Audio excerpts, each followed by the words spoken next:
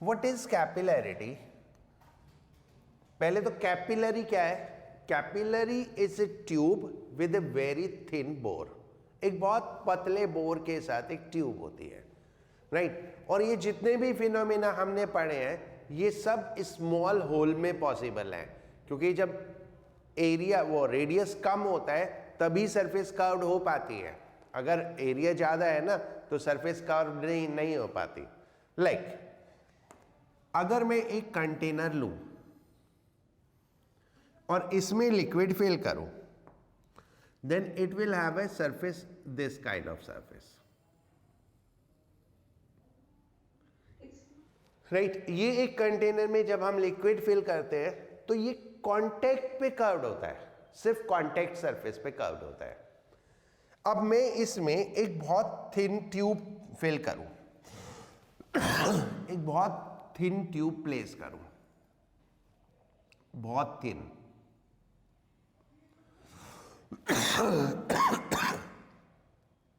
तो इसमें क्या होगा, ये यहां पर कर्व्ड हो जाएगा ऐसे, और ये अंदर कर्व्ड हो जाएगा, राइट? ठीक है, तो this complete curve is possible when the size of hole is small, small size of hole possible हो। तो capillary is what? Capillary is a tube जिसमें होल बहुत छोटा होता है, बहुत पतला होल होता है, राइट? सो व्हाट हैपन, जब हम इस कैपिलरी में, मैं बड़ा बना रहा हूं so that we can explain.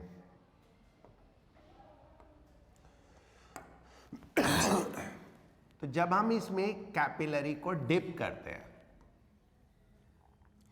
Capillary dip किया, then what kind of surface we will have? We will have this kind of surface, ऐसे अंदर ये कंप्लीट कर्व्ड एंड देन ये ऐसे, दिस वे सरफेस बन जाएगा। नाउ अभी मैं कुछ प्रेशर्स के फिनोमेना बता रहा हूं, वो सुनना और कहीं पे समझ में ना आए तो रेस्पॉन्ड करना। ये मैं 4 पॉइंट ले रहा हूं, A B C and D, right? A is just about the flat surface, B is just below the flat surface. जो लिक्विड के अंदर है वो जस्ट बिलो द सरफेस है, यानी हाइट का कोई इन्वॉल्वमेंट नहीं है, राइट? तो ए पॉइंट और C point open to atmosphere है, तो उस पे प्रेशर एटमॉस्फेरिक होगा बच्चों, right? Point B is just below the flat surface, तो वहां पे भी प्रेशर ए के बराबर होगा, that is atmospheric pressure, right?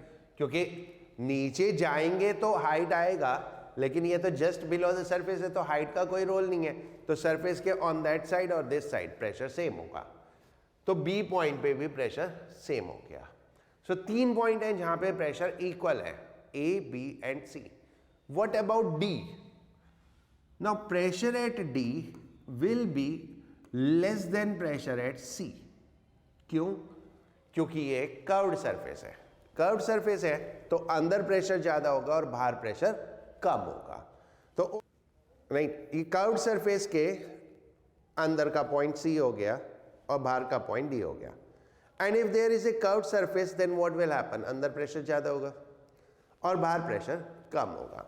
So accordingly D point पे प्रेशर कम हो जाता है। अब बी और डी पॉइंट, जो पॉइंट है बी और डी, वो पॉइंट है सेम लेवल पे, और अगर लिक्विड रेस्ट में है तो सेम लेवल पे प्रेशर सेम होना चाहिए ना?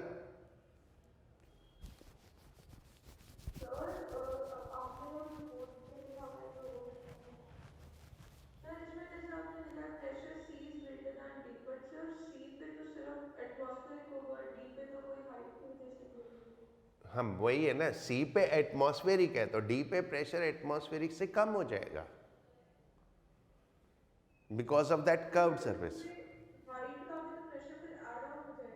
नहीं, हाइट तो है ही नहीं ना, we are just taking just below the surface and out the surface, okay, B point और D point just inside the surface है, तो हाइट का कोई इंपैक्ट नहीं है, ठीक है। तो बी और डी पॉइंट पे प्रेशर सेम होना चाहिए क्योंकि सेम डेप्थ पे है, राइट। लेकिन ऐसा है नहीं, तो लिक्विड बिकम अनस्टेबल। अगर लिक्विड रेस्ट पे है और सेम डेप्थ पे सेम प्रेशर नहीं है तो लिक्विड अनस्टेबल हो जाएगा। So accordingly what will happen in the capillary, liquid start rising up. ये लिक्विड राइज करना शुरू कर देगा एंड ऊपर चढ़ते चढ़ते ये इतना चढ़ जाएगा ऐसे,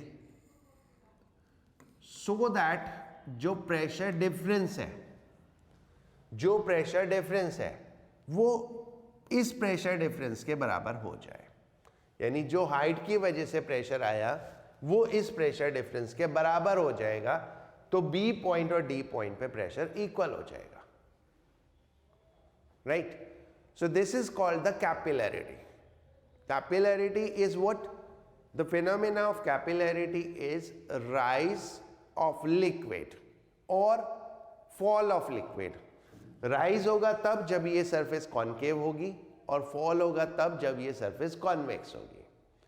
तो राइज ऑफ लिक्विड और fall of liquid when a capillary is dipped in a liquid, this is called the capillarity, right? Okay, capillarity. When a capillary, साथ साथ नोट करते जाना है ना, when a capillary is dipped into liquid,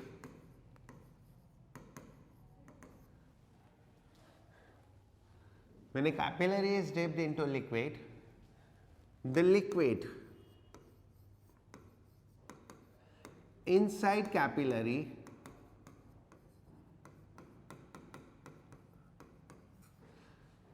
may rise or fall, right? It rise if angle of contact theta less than 90 degree, it fall if angle of contact theta greater than 90 degree, and no change if angle of contact theta is equal to 90 degree.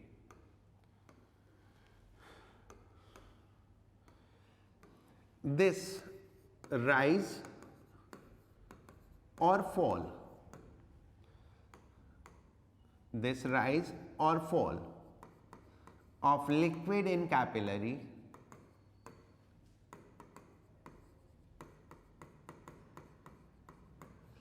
is called capillarity, is called capillarity. Right. Now we are on the capillary rise. जो भी capillary rise में होता है ठीक उसका opposite capillary fall में होता है। तो हमारे पास ये एक वेसल है, इसमें हमने एक कैपिलरी ट्यूब डिप की and the liquid is filled like this. Inside capillary it is curved surface and it is like this.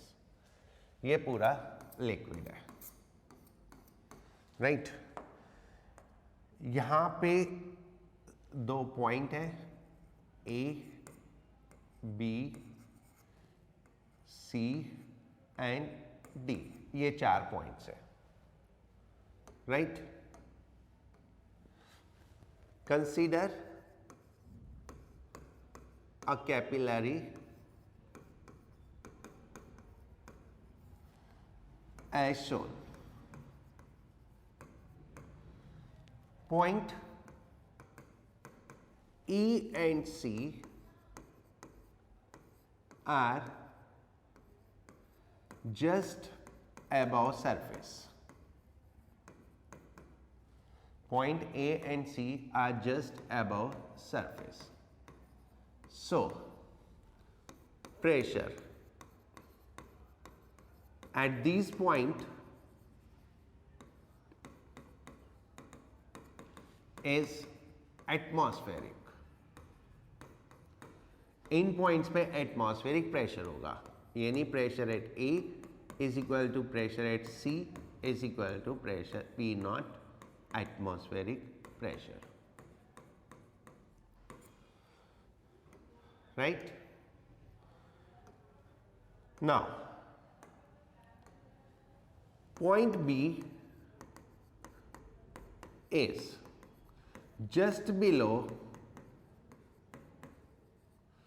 flat surface, so pressure at B is also atmospheric pressure.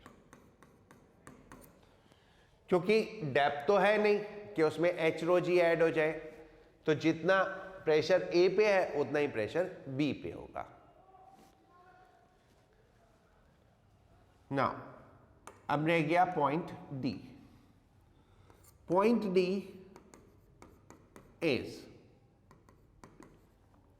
Convex side of curved surface, और convex side में क्या होता है, pressure कम हो जाता है. सो pressure at D is P not minus 2T by R. R is radius of curvature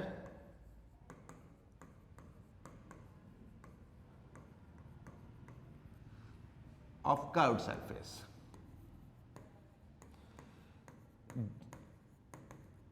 2T by R is what? Excess pressure, यानी pressure difference between inside and the outside, concave side and the convex side, जो pressure difference होता है.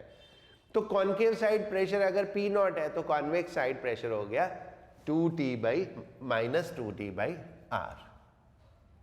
Right, but 2 points in liquid at same depth must have same pressure.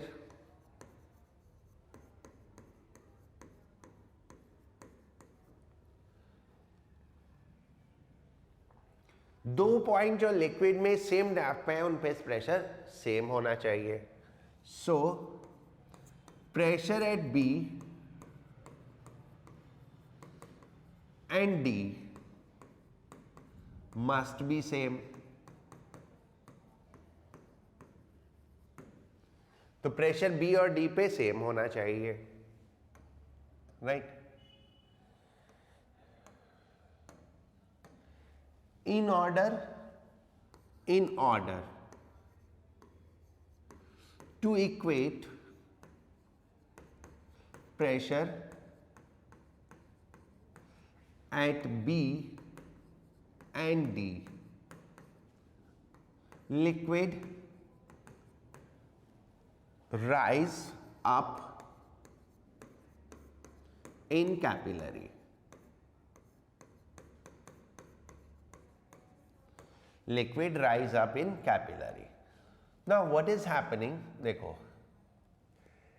यहां पर pressure कम हो गया, D point पे प्रेशर कम हो गया, तो ये लिक्विड ऊपर जाएगा, इतना ऊपर चढ़ जाएगा H हाइट. तो अब यहां पे एक एक्स्ट्रा प्रेशर आ गया H रो जी. राइट, तो अब प्रेशर D पे कितना हो गया, पहले था P not minus 2T by R, और अब इसमें H रो जी और ऐड हो गया. Right,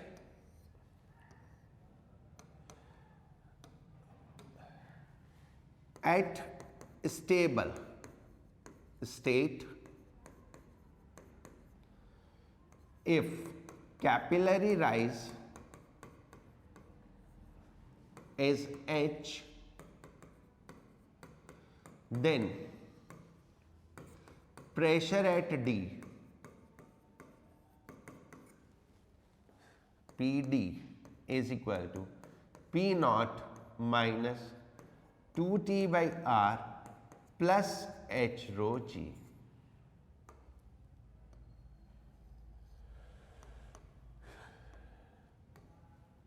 Which is equal to pressure at B,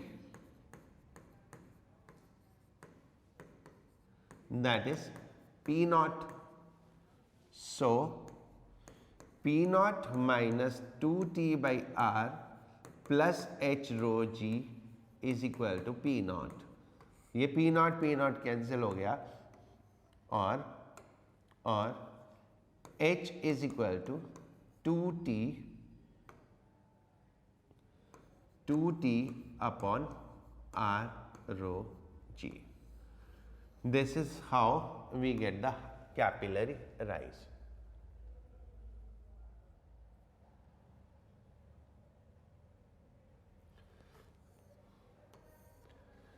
देखो ये जो R है ये रेडियस ऑफ कर्वेचर होता है. Now we need to calculate what is the value of R, क्योंकि हमको जो मालूम होता है वो रेडियस ऑफ ट्यूब मालूम होता है और हमको रेडियस ऑफ कर्वेचर चाहिए होता है. तो ये मैं थोड़ा बड़ा बना रहा हूँ so that we can understand. ये ट्यूब का एक्सिस है और ये हमारा सरफेस है, curved surface, right? So then this is radius of tube.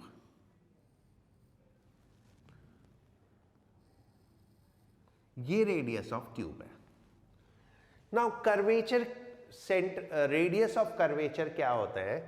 Radius of curvature होता है अगर मैं इसका एक पूरा सर्कल बनाऊं. बेसिकली स्फीयर होता है बट हम 2D में तो सर्कल ही बना पाते हैं. तो इससे मैं एक पूरा सर्कल बनाऊं तो उस सर्कल का जो सेंटर होगा that is called centre of curvature. और उससे मैं एक लाइन में लाऊं ये, so this is called radius of curvature. इसको हम रेडियस ऑफ कर्वेचर बोलते हैं. अब रेडियस ऑफ कर्वेचर को हमें रेडियस ऑफ ट्यूब में कन्वर्ट करना है तो उसके लिए हमें जो मालूम होता है वो मालूम होता है एंगल ऑफ कांटेक्ट. ये एंगल ऑफ कांटेक्ट हो गया थीटा, राइट? अब आप मेरे को बताते जाओ,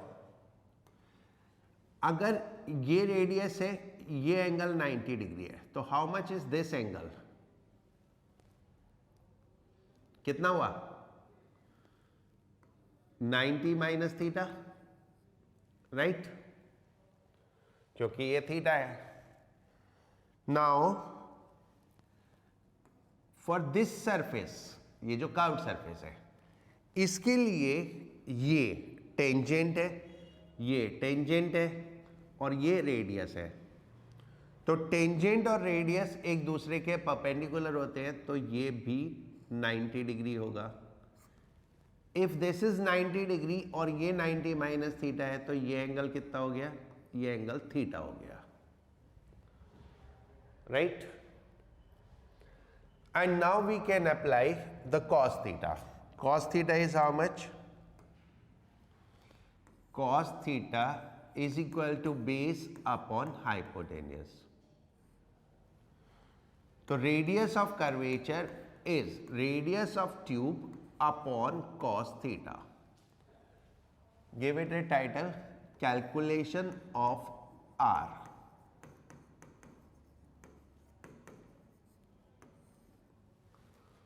राइट? तो अब हम इस R को उस फॉर्मूले में रिप्लेस कर लेते हैं. What was the formula? The formula was H is equal to 2T by R rho G. So this R we replace from R by cos theta, so we get 2T cos theta upon r rho g. So either of the two formula you can use. Now एक छोटा सा note लिखो, वो मैं आगे use करूंगा. इसमें देखो, T is surface tension of liquid, rho is density and g is acceleration due to gravity. So for a given capillary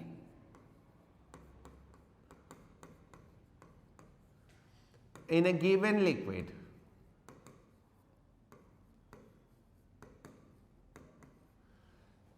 H into R is constant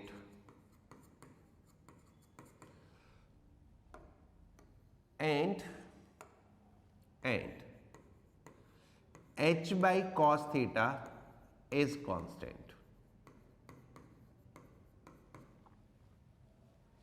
and H by cos theta is constant. क्योंकि H into are तो बचा क्या, 2t रो जी, ये constant है. H by cos theta तो 2t r rho g. r radius of capillary भी constant है, वो भी चेंज नहीं होगा, राइट.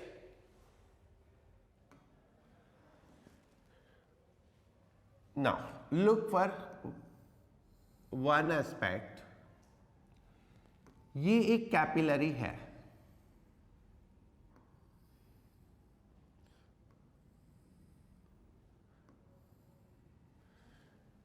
एंड इसकी जो लेंथ है वो L है बाहर. Outside length is L. And for the understanding, let L is 3 centimetre and H is equal to 2t cos theta upon r rho g. जब हम इसको कैलकुलेट करते हैं तो ये आता है 5 सेंटीमीटर. ठीक है, हमारे पास एक कोई गिवन रेडियस की कैपिलरी है, उसको हम डिप करते हैं. उसको जब हम डिप करते हैं तो कितना राइज होना चाहिए, 5 सेंटीमीटर राइज होना चाहिए. That is we calculated. But हमारी जो कैपिलरी है वो सिर्फ 3 सेंटीमीटर है ऊपर, वो 5 सेंटीमीटर है ही नहीं. So then what will happen, क्या लिक्विड फर्दर राइज करेगा? क्योंकि राइज तो कर नहीं सकता, तो इट में फॉल फ्रॉम द साइड. तो क्या वो बाहर गिरेगा? नहीं. It will not come out of the tube at any time. चाहे वो लेंथ 3 का 2 भी कर दोगे ना तो भी लिक्विड बाहर नहीं आएगा. तो लिक्विड क्यों बाहर नहीं आएगा? लिक्विड इसलिए बाहर नहीं आता बिकॉज जब टॉप पे पहुंचेगा लिक्विड, लुक हियर, जब लिक्विड टॉप पे पहुंचेगा तो क्या होगा? मान लो लिक्विड राइज करता जा रहा है और ये अभी टॉप पे पहुंच गया, बट इसको फर्दर 2 सेंटीमीटर और जाना है, 5 सेंटीमीटर जाना है, लेकिन कैपिलरी तो वहां है नहीं. तो it will tend to flat. तो ये यहां पे फ्लैट होने की कोशिश करेगा, इसकी ऐसे. और जब ये सरफेस कम कर्व्ड हो जाएगी तो रेडियस ऑफ कर्वेचर इंक्रीज हो जाएगा. रेडियस ऑफ कर्वेचर इंक्रीज हो गया तो now the calculated height will be lesser. क्योंकि हमने क्या किया, रेडियस ऑफ कर्वेचर इंक्रीज हो गया या एंगल ऑफ कांटेक्ट इंक्रीज हो गया. पहले एंगल थीटा था, अब थीटा डैश हो गया. तो एंगल ऑफ कांटेक्ट इंक्रीज हो गया, या रेडियस पहले r था और अब r डैश हो गया. तो क्या होगा, एंगल ऑफ कांटेक्ट बढ़ गया तो cos थीटा की वैल्यू कम हो जाएगी और h की वैल्यू कम हो जाएगी. तो it will keep flattening, the liquid surface flat होने की कोशिश करेगी and it will keep flattening till it settle with in 3 centimetre, जब तक वो 3 सेंटीमीटर में ही सेटल ना हो जाए, राइट. Capillary rise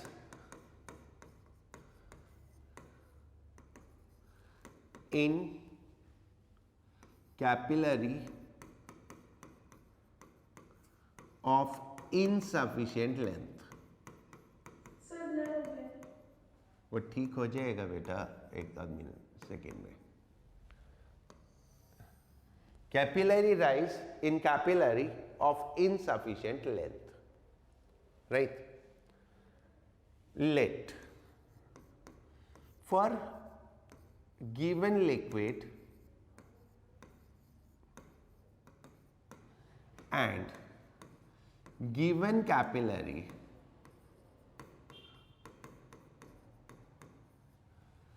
the liquid rise to height h। कोई भी लिक्विड है उसमें एक कैपिलरी है, कितना कैपिलरी राइज होगा इस फॉर्मूले से कैलकुलेट कर लिया, तो मान लो वो H है, right. But the capillary outside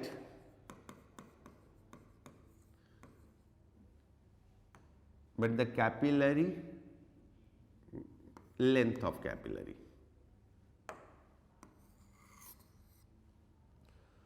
but the length of capillary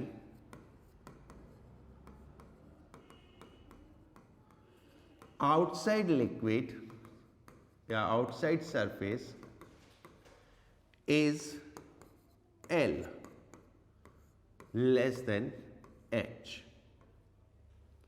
ठीक है, यानी H राइज कर सकता था, लेकिन जो आउटसाइड लेंथ है वो L है और H से वो कम है। In this case,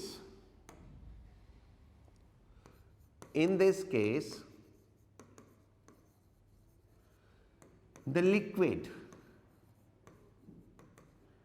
will not come out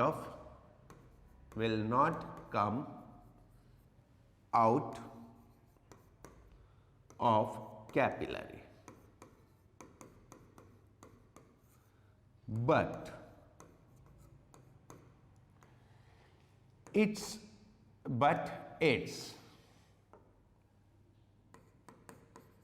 radius of curvature increases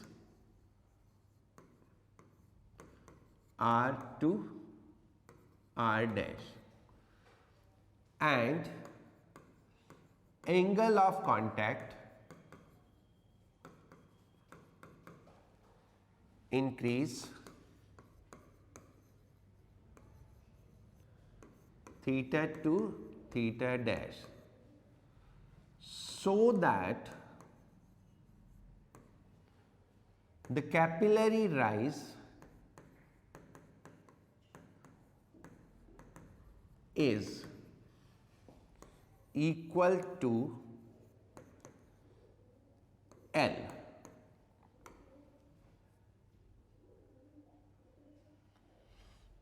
right?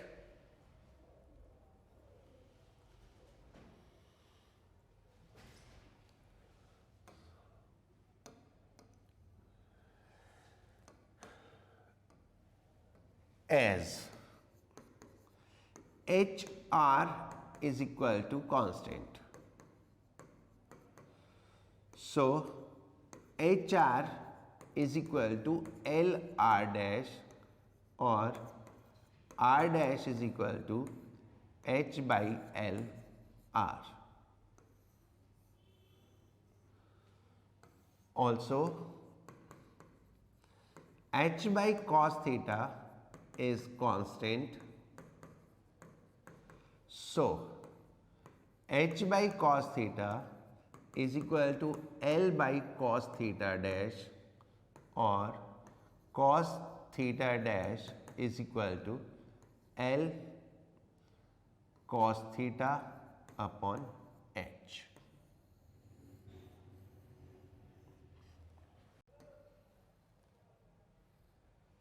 थोड़ा छोटा कर देता हूँ,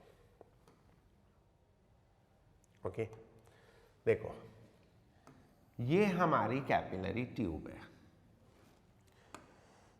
ये लिक्विड सरफेस है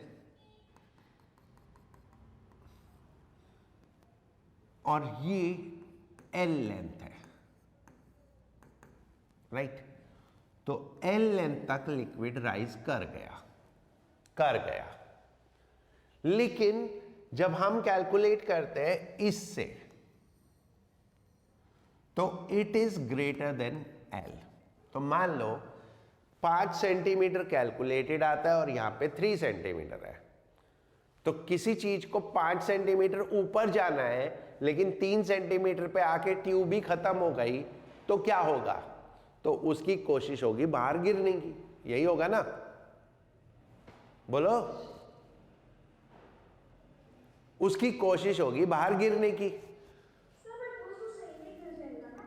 क्या सर अगर कोई 5 सेंटीमीटर ऊपर आ रहा है बट सर बाउंड्री 3 सेंटीमीटर की है तो सर वो तो गिर ही जाएगा बाहर। हाँ, वही तो, ऐसा हमें लगता है गिर जाएगा, लेकिन गिरने से पहले वो कुछ तो करेगा ना।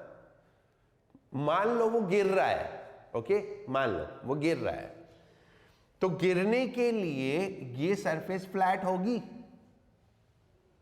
ना? Yes sir. हाँ, तो वो गिरने की कोशिश करेगा, और जब वो गिरने की कोशिश करेगा तो वो सरफेस ऐसे फ्लैटर होती जाएगी, ओके। अब जैसी सरफेस टूवर्ड्स फ्लैट होने की कोशिश करेगी तो इस प्रोसेस में रेडियस ऑफ कर्वेचर बढ़ गया ना? बोलो। Yes sir. अब रेडियस ऑफ कर्वेचर बढ़ गया तो नई कैलकुलेशन वो 5 से कम होगी या ज्यादा होगी? कम हो जाएगी ना, क्योंकि रेडियस ऑफ कर्वेचर बढ़ गया, तो अब ये 5 से कम हो जाएगा। बट सपोज अभी इतना रेडियस है कि ये 4 हुआ, तो अभी वो फिर बाहर आने की कोशिश करेगा तो वो थोड़ा और फ्लैट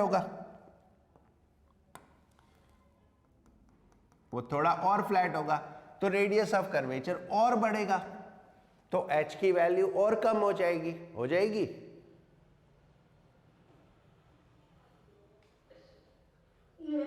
तो फाइनली ये रेडियस ऑफ कर्वेचर इतना हो जाएगा कि h is equal to 3 centimetre हो जाएगा, राइट। और फिर उसके बाद वो ऊपर जाने की कोशिश करेगा नहीं, तो नहीं गिरेगा नहीं, वो लिक्विड तब तक नहीं गिरेगा जब तक वो फ्लैट नहीं हो जाएगा। ये गिरने से पहले इसको फ्लैट होना पड़ेगा, जब वो फ्लैट होगा उसके बाद गिरना शुरू करेगा, ओके।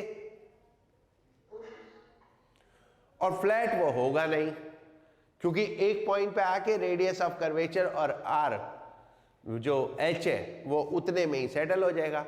अब मैं इसको 2 सेंटीमीटर कर दूं तो रेडियस ऑफ कर्वेचर थोड़ा और ज्यादा हो जाएगा, इसको 1 सेंटीमीटर कर दूं तो रेडियस ऑफ कर्वेचर और ज्यादा हो जाएगा। Is it? तो फाइनली जो नया रेडियस ऑफ कर्वेचर होगा वो हम इससे कैलकुलेट कर सकते हैं, h इंटू आर, और नया हमें कितना राइज करना है L, तो L इंटू आर डैश, तो नया रेडियस ऑफ कर्वेचर हो गया। सिमिलरली रेडियस ऑफ कर्वेचर बढ़ा तो एंगल ऑफ कांटेक्ट भी बढ़ा, तो अकॉर्डिंगली नया एंगल ऑफ कांटेक्ट भी हम कैलकुलेट कर सकते हैं।